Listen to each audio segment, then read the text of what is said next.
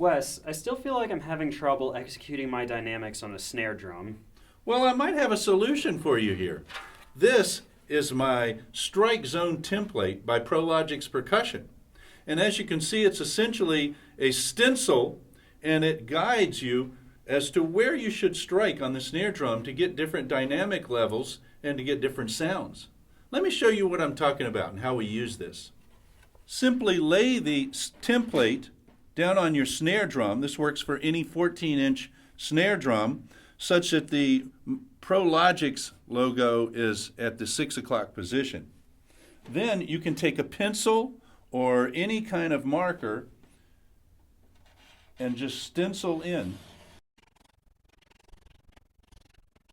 This stencil can be used over and over with any new head. And again, you can do this lightly or very dark. And then make a little mark where you see these lines next to the dynamic markings. Take the stencil off, and this is what it looks like. And you'll find, if you're a teacher, even with students, that if you don't even explain anything, they will start zeroing in on the different zones and realizing what different sounds they get. But basically, the different zones are as follows. You have the focus zone right here in the middle, which is where, of course, you'll get the fattest and loudest sound. And we can make the dynamic markings here, if you'd like. So we typically play fortissimo and forte just off center in the middle. If you're a rock and roll drummer, this is a great spot to aim for too, to get the beefiest sound. And then we can go using this dynamics channel that is often used very effectively for orchestral drumming. We can add in other dynamic markings, just like on the template.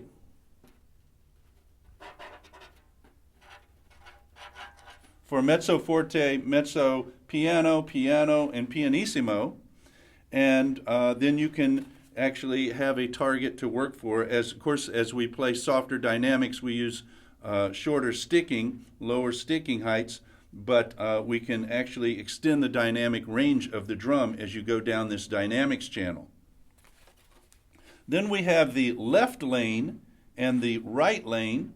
And you might notice if you're a drum set player, you can get a much thinner sound if you play back this way, and you can get thin rim shots as you lay your stick across the rim and the into this zone. You can also check to see how your sticking is lining up. Are you coming in straight into the center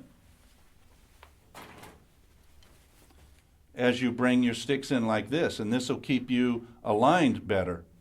With the left side spot and the right side spot, you can use this for various functions. First off, if you're a right-handed player and you have your left hand on the snare drum, it gives you a guide to where you might want to lay the butt end of the stick or one end of the stick to get a rim cross stick sound. And of course, if you're left-handed and you do this with your right hand, you have one over here. You can also get a second line kind of sound by using these left and right side spots as well. They're also very good for ghost notes. Let me demonstrate here and play a little bit using all these different markings on the drum.